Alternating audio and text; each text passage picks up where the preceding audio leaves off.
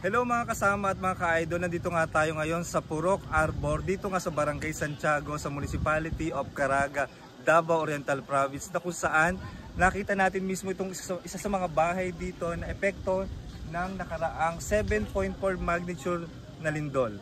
So kita-kita yung distraction.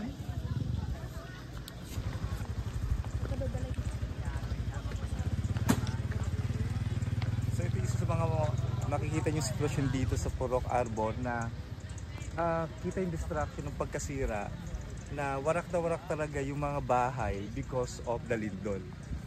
So makikita nyo rin dito yung mga tent kung saan temporary naninirahan yung mga apektadong pamilya.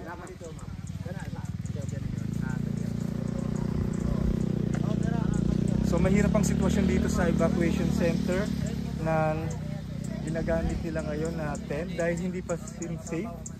At itong bahay, tingnan natin dito. Ang ganda ng bahay pero kita nyo yung distraction, no?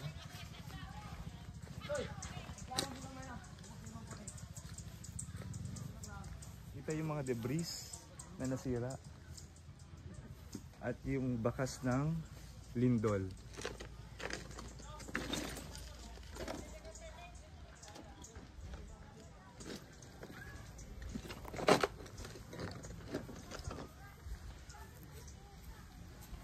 Okay, so tuloy-tuloy ang ating Oplan Tabang Relief Operation dito sa probinsya ng Davao Oriental.